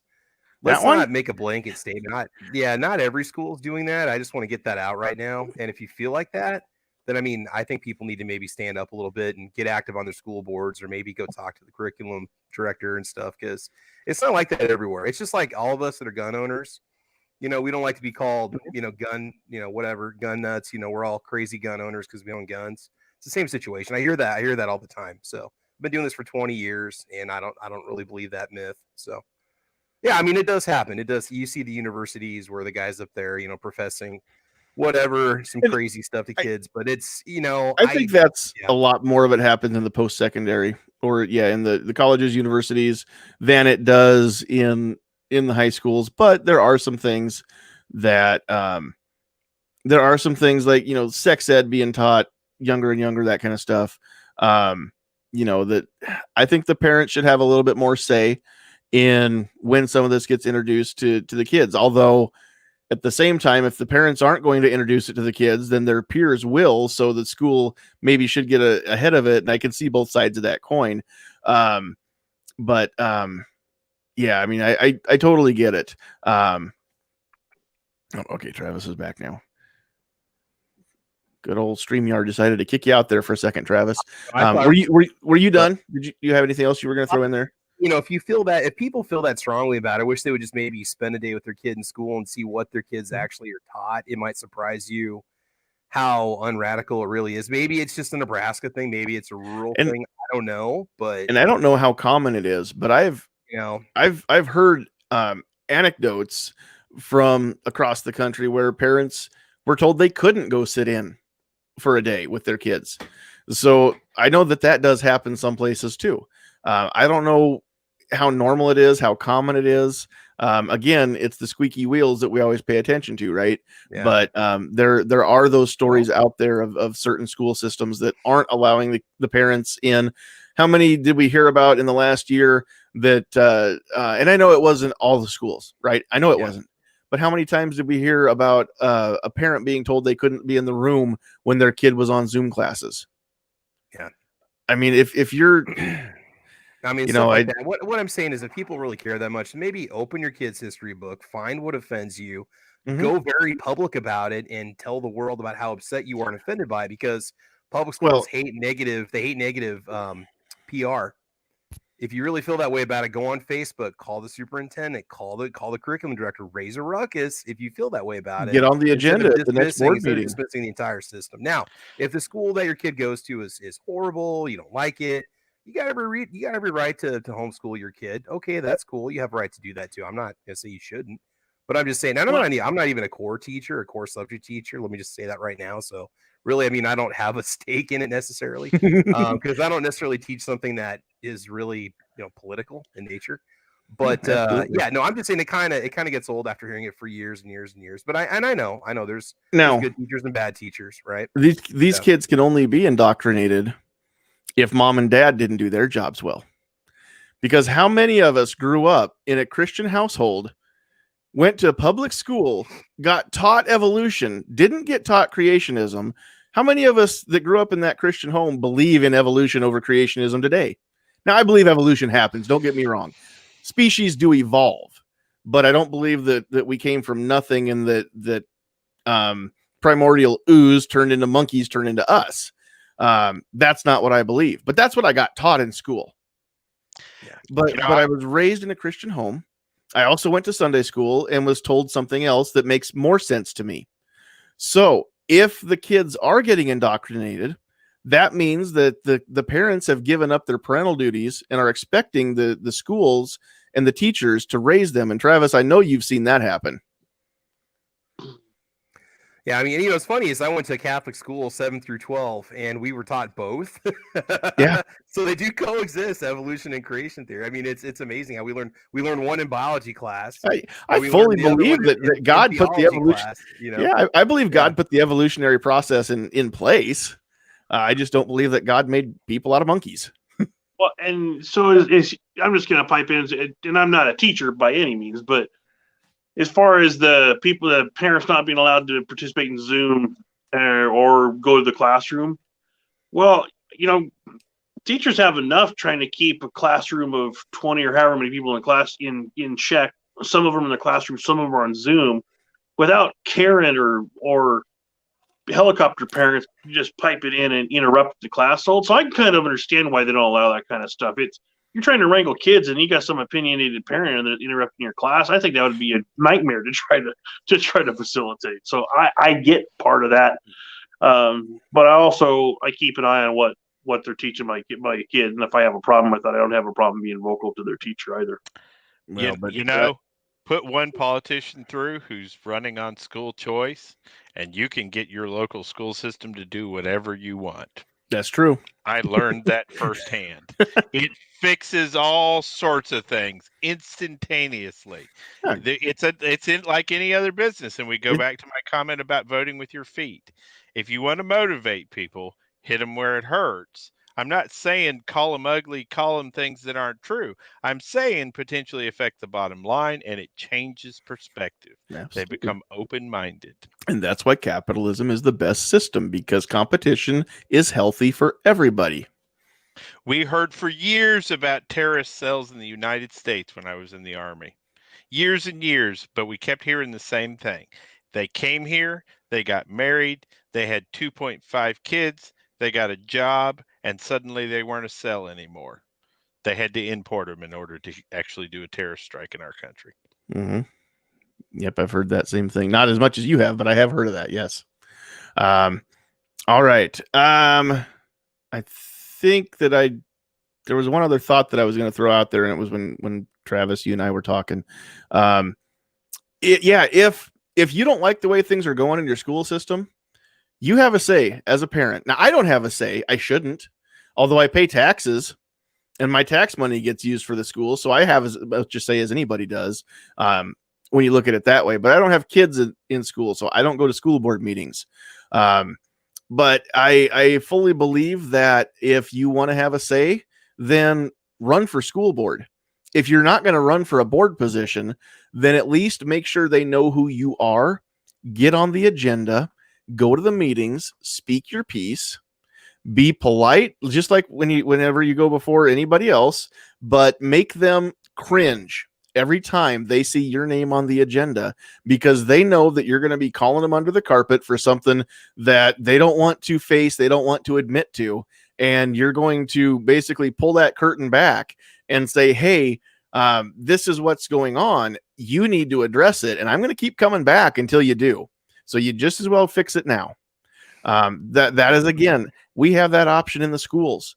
We have that option in city council, state legislature, county commissioner meetings, even on Capitol Hill in Congress. Granted, they do want you to go through the metal detector, apparently, but when you go in there, you do have a voice because those people work for you. The school board works for you. The mayor, the city council, the county commissioners, the state legislators, the governor, they all work for you. Without you, they don't have a job. They all work for you. And the good ones understand that. Take your city manager to lunch sometime. It's eye-opening. Yeah. And if you really want to know why things don't go the way that you want them to every time, go run, get yourself elected into that position and find out firsthand how hard it is to make some of these deals. Because I guarantee, whether it's city, county, state, federal, there's a quid pro quo for everything. You have got to be willing to deal. There's no other way around it. And for those of you that want to call out your local elected official because, they said this and they didn't say that. Well, again, sometimes you've got to let the little fish go to reel in the big fish. And sometimes you've got to make a deal with the devil. It just happens. It's just the way it is. I'm not saying it's okay. I'm not saying it's right. Just like my dad using certain terms, I'm not saying it's okay or it's right. I'm just saying it happens. It's true. It is the way it is. There is a prevailing argument above more level-headed people right now that the reason why we are enjoying our current time with Joe Biden, President Biden, is because our last president, despite how much we loved him, never learned to work with the people around him. And so when everything hit the fan, he could not find an ally in either enemies or the people that were supposed to be his friends. How many Republicans truly spoke up to support him during this time? You've got to learn to play in the environment. Well, when he was you're running, in. none of them did. He didn't Hardly go in. any He of didn't them go in did there at with the any end. friends, because Donald Trump never had that many conservative or Republican friends until he ran with an R behind his name. And all of the people that used to hang out with him shunned him because he put an R behind his name. So he did. He alienated his old crew when he switched parties. And then he alienated his new crew when he refused to learn how to get along. Now, that's part of the reason why so many people voted for him to begin with, because they knew that he wasn't going to pull punches, right? And he wasn't a politician. He told it like it was, and he was willing to break some eggs to make the omelet. The problem is he never stopped breaking the eggs even after the omelet was made. And Joe Biden did not beat Donald Trump. Let's face it. Donald Trump beat Donald Trump. And anybody that changed their vote, that voted for him 4 years ago, that didn't vote for him this year, in 2020, he did that himself. There was nothing the left could say that could sway people from him. He did that himself. It's just the way it is. Well, and let's be honest too. Not everybody who voted for Trump voted for Trump. A lot of them voted for the Republican Party. Well, yeah, first or second time they voted for the party and for what they believe in, and against our current president, against the beliefs that party has to believe in. Not everybody was pro-Trump, but that's how Biden got elected, because there were very, very, very few people that voted for Joe Biden. There were so many, 80 million, that voted against Donald Trump. Exactly. They would have voted for Adolf Hitler if it wasn't Trump. They were not, it didn't matter who won that Democratic primary. There were so many people that were going to vote not Trump. I don't care who it is, as long as it's not Trump. I'm going to vote not Trump. They should have put that on a bumper sticker. Joe Biden, he isn't Trump. That's all he needed. Yeah. But again, what happened? It's true. Again, though, so many people, though, they find out you voted for Trump, you're automatically a Trumper and, again, evil and everything. Like, Here's another one that I can't unify with. The Trump supporters need to be deprogrammed. If you voted for Trump, you need to be deprogrammed. You've been part of a cult. You've been brainwashed. Don't take the flavor aid, right? Because it's going to kill you. And I don't wear Nikes anyway, so I don't think I can get onto the comment, even if it does come back by. So Hey, there's one where I'm voting with my pocketbook because I'm not going to deal with Nike knowingly. I got news for those people go ahead. Well, the people that are pro-life and that sort of thing, conservative values, they're not going to vote for Biden. I mean, you're just not. You're going to vote for him. It goes against your core beliefs. Even if you're not necessarily the biggest fan of Trump in the world, you're going to vote for Trump because he's your party, and your party stands for your core beliefs. Well, but by the way, you're talking to someone who used to be a Democrat, because I believe the definitions they taught me when I was in elementary school of what that stood for. And it's not the case anymore. Mm-hmm. So, first time I said that on camera, but it's true. I wasn't always a Republican because I believed what I was taught when I was a kid. Hey, I don't have the definition hasn't changed, but the people have.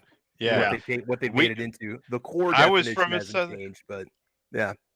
I was from a Southern Democrat party.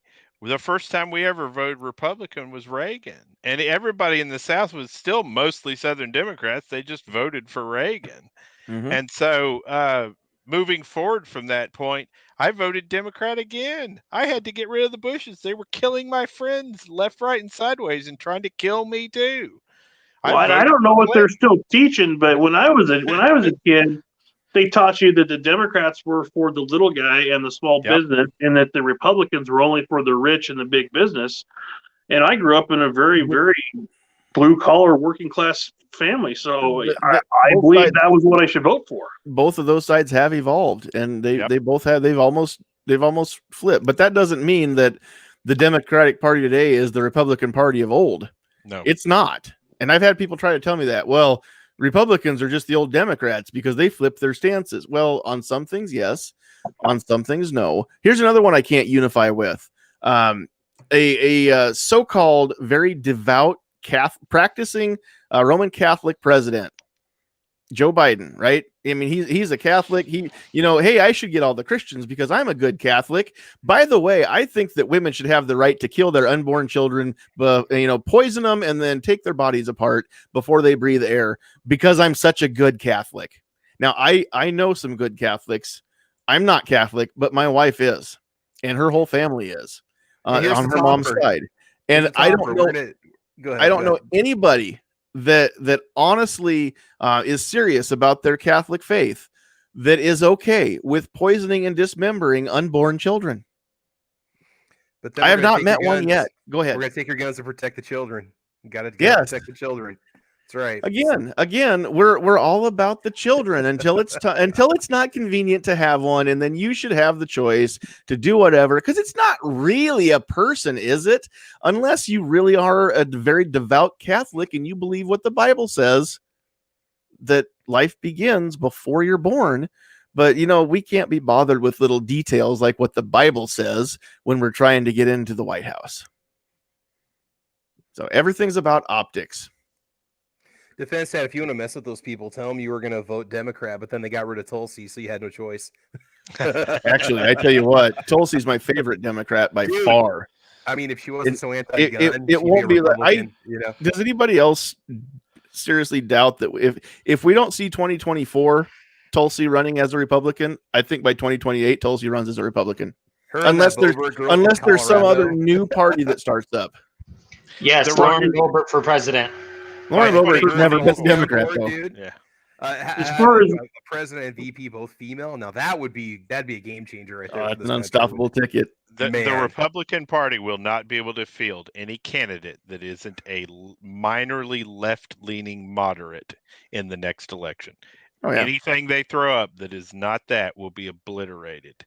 And if it's not one of those people, then we're going to have to split the parties and try again because it's done. Yep. All right. Yeah, right. Kennedy would be a Republican. Before we wrap up, for those of you that aren't watching on video, Ghost out there in the YouTube chat says Kennedy would have been Republican today. Yeah, you're right. And I wish we had a people's president that actually cared about the people. I don't think we've had one since Jack Kennedy. So And I wasn't alive when he was alive. So, but even looking back, just from what I can gather, no, Vash, you're right. I know that she's she's anti-2A and she's pro-abortion, and that's why I don't support her. But she's still my favorite Democrat because, at the very least, she's willing to admit that the emperor is naked, and that's something. Well, and I think there are still conservative Democrats out there, and this is why I'm not marching down the road of they own the entire government and it's Armageddon. And so if we look into those people and we look to those people, I've already started letter writing those people. I've already started to speak to those people and say, look, you are at a rare position right now. You can affect how this republic runs in a tremendously positive way. Please do not let whack jobs guide from either side. Let whack jobs from either side guide your decision-making process. There are still enough conservative Democrats that this could not be as big a nightmare as everybody thinks that it's going to be. Well, and let's hope cooler heads will prevail. All right. Well, with that, we're going to wrap things up and give everybody a chance to do any shameless self-promotion that they want to do. But real quick before we go, again, we want to thank Open Country Firearms for bringing tonight's episode. Get a hold of Garrett Keel over at Open Country Firearms in Osmond, Nebraska. If you're anywhere in the northeastern part of Nebraska, you should get a hold of Garrett and just see what he can get in. New, used, rifles, shotguns, pistols, suppressors, you name it, just about everything that's not a full auto. He can deal it through his shop. Everything for the next month or two is going to be by appointment only. So reach out to him on Facebook under Open Country Firearms or opencountryfirearms.com, or give him a call, 402-841-0970, and get in touch with Garrett. And if you're looking for something in particular, I tell you what, he does some great deals, great prices. He doesn't have to set the margin too high just because of the way that he's set up. He doesn't have to make a ton of money extra to make a good profit on it. So really, really great guy. And that's not to take away from any of the other FFLs that I deal with. But they didn't give me any money to keep this on Facebook and YouTube at the same time. So that's why we're talking Garrett up tonight. And not only that, but he's also a friend. All right. So real quick, let's go to we'll just let everybody give any, like I said, shameless self-promotion. Travis, you were the last one to join us, so we're going to let you go first tonight. Where can people find you if they want to find more of what you have to say? Just Travis P11 everywhere. Gunstreamer, YouTube, GunTube, whatever, YouTube, Facebook, Twitter, Instagram, all those places. And then I'm going to put a shameless plug in for my B channel. I've got a B channel called Coffee, Computers, and More. I'm 10 subscribers away from being at 3,000. As soon as that happens, I'm actually going to buy and send to you a coffee gift pack from a coffee shop where I've got a family member that works. It's a small mom and pop place. It's not a chain. And I've been talking to her. I'm going to buy a gift pack from their shop and have it sent to you. So if you're a coffee fan, go to Coffee, Computers, and More, subscribe. And I'm going to be making a 3,000 subscriber video pretty soon. So I put all my non-gun stuff over there. It's all computer stuff, computer programs, coffee. So yeah. It's good to have stuff that YouTube actually does share a little ad revenue with then, huh? Yeah. Surprisingly. I know I get exponential numbers of subscribers on that channel, but here it's like, we'll make you earn it.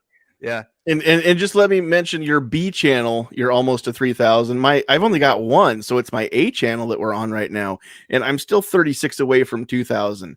And I've been over 1,900 for like a year. Don't do gun and firearms videos, and your channel will grow magnificently overnight. That's gotta be it. That's gotta be it. Or maybe anybody listening could just share and get somebody else to subscribe. That would help too. But honestly, if we never hit 2,000, we're not going to quit. We're going to keep doing this, even if nobody watches or listens. I'm still going to run my mouth because it's what I do. It's what I'm good at. So, Travis, thanks for being here tonight. Thanks, man. Appreciate it. Yeah, you betcha. We are going to write you up though, and send you to the principal's office since you were tardy. But that's fine. I'll get up early tomorrow morning and you know what I'm going to do? I won't send you to the principal's office. I'll just have you report to the librarian. That's fine. She's right next door, so it's yeah. There you go. I'm sure All there's right. probably some boxes of books I can lug around somewhere in this place. So, yeah. Right. All right. Defense Dad, where can people find more of what you have to say? Well, YouTube obviously, but I actually am moving my content over to Odyssey. I also have started up a Patreon page.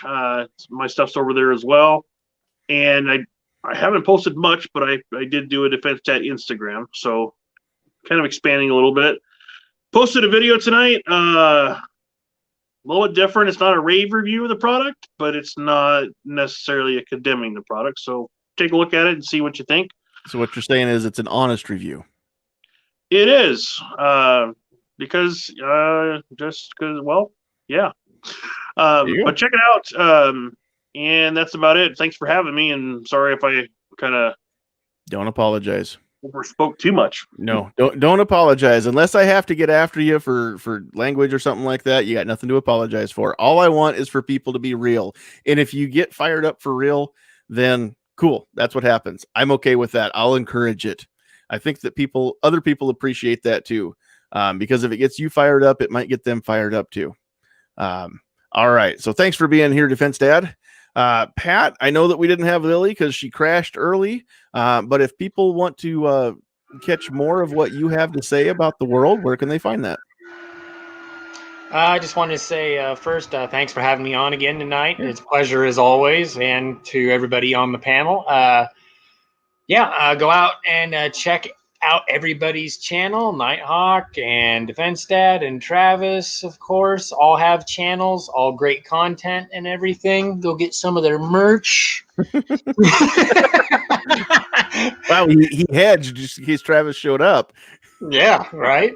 And I'm on YouTube, and I do put out a little bit of content. I'm a full-time farmer and rancher, so it's a little hard for me at times to get stuff out, but hopefully here soon I'll have some more stuff out. Just not a gun channel. I do outdoor stuff too, so definitely love to be outdoors. And I've done this every week, and I guess I'll keep it up. Decoding firearms. Great for first-time shooters or just a refresher course for anybody. So yeah, definitely a good book to go out and get. And again, thanks to everybody on the panel, and thanks for having me on tonight. Good conversation as always. You bet. Thanks for being here. Ghost says that logo looks familiar. I wish I knew who designed that. It's been so long ago now that I don't even know who made that logo. But I think his initials are Ghost Tactical. So thanks for the logo, Ghost, because it's tried and true and still going strong today. All right, Nighthawk, last but certainly not least, where can people find what you have to say? Well, I'm, of course, YouTube, full30.com. I'm still trying to get uploaded on Odyssey. It's been 2 weeks, and they tell me I have a lot of content, so I can't imagine what it's going to be like for somebody like Travis. Ultimately, I'm on Facebook and I'm on Twitter, and I don't whine about it. So, Right? Come see me, come holler at me. You know, the goal of my channel is that people who are first-time shooters or new shooters get their hands on something that'll run, and they don't get to make the same mistakes we all made in buying 3 things that didn't run. So thanks for having me, John. Everybody on the panel, you're all phenomenal, and out there in the audience, have a great night. You betcha. All right. Well, let's get our list going here and say hi to everybody that said hi to us. So tonight on the YouTube side, we had quite a few people. We had Frankie's Guns and Glitter, Guns and Barbecue, Pat Hirsch, Justin Gibbons, Iron Horseman, Mike, Blitz, Armament and Axes, John Petrolino, Keith Umstead, Scott 79, MKJO, Earth, Schofield 63, Artak and Daughters, Warsaw Patriot, The Poor Conservative, C4 Defense, Vanessa Kitty, Calaveras 32 Special, G23, Dangerous Freedom, Drunk Mouse 2030. I don't think I've seen that name, so welcome, Drunk Mouse. HVS, I haven't seen you in forever either. Hawaii Volcano Squad was in the house. Tim Donahue, Defense Dad, Ghost Tactical, 2 Live Moo, Foose, USPCA, Vash Matrix, Patriot in the Dark, Ozzy Osbourne, Clint Taurus. Guy That Comments, the Tennessee Gun Guy, Nighthawk Medic, and over on the Facebook side, we had Donnie, Paul, Scott, and Kendall. So thank you very much, all of you. We had more than that because I've got at least, let me look here. 1, 2, 3, 5, 6 reactions. So somebody tuned in and wasn't here long enough to even show up on screen, I guess. But again, if you were on Facebook and we didn't read your name off, throw those comments out there so we know that you're out there, because we want to know what you have to say. You can sound off. It's interactive. It's better than TV.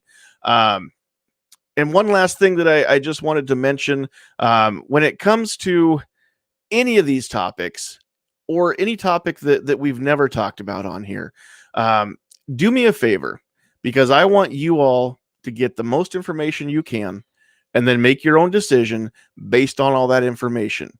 I see so many people out there that are only willing to listen to one news channel or talk to one person or go to one website or whatever it is.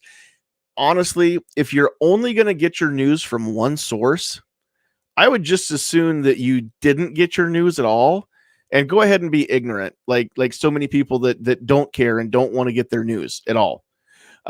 Because if you're only getting your news from one source, then you really aren't in the best position to make great decisions, because all you're hearing is their opinions, and you're only getting what they want you to have. So it's okay to go ahead and watch those channels that say things we don't like, because again, it challenges our beliefs and it's healthy. But you get enough different news reports, you can sort through and kind of figure out, the things that are the same, those are probably true, and then everything else is just fluff. Same thing with websites, same thing with live stream podcast, everything like that. If you're only listening to one podcast, please make sure it's this one. But don't base your life decisions based on only the things that you hear from me or from anybody else. That's one of the reasons why I don't just sit here and talk by myself for an hour and a half. I've got other people with their own opinions, and we kick ideas out, and then we rehash them and we discuss them. And then you get to sit in and be part of that. And then you get to walk away having formed an opinion on whatever we were discussing. So you're welcome. But honestly, thank you, all of you, for watching this. We really appreciate that you were here. Again, if you're catching this on audio only, I know it's not live and it's at least a week old. But this has been the Get Off My Lawn podcast for January 26th, 2021. On behalf of Travis P11, Defense Dad, Pat, and sometimes Lily, Nighthawk Medic, Sandhills Sweetheart, and myself, thank you so much for joining us. Make sure you catch us next week. We're going to have some cool stuff shooting around the disabilities. We should have our guests actually locked in, and hopefully nothing will come up, and we'll be able to get all of our guests on that we're planning on next week. If you are somebody who deals with disabilities and you don't let that stop you from shooting, reach out to me. Send me an email, sandhillsshooter@gmail.com, because I want to know your story. And if we've got room on the screen, we will get all of the disabled shooters that we can on next week. So if it's you or if it's somebody that you know, have them reach out to me, or you reach out to me yourself, because I want to know your story, what you're facing, and how you get around it. I just want to show the world that impairments don't stop you from being a gun owner or being a marksman, a shooter, or a marks person. Is that what I should say now? A marksman or a markswoman, I think is what I'm supposed to say. Anyway, thank you very much. God bless you. I think that's it. Get off my lawn.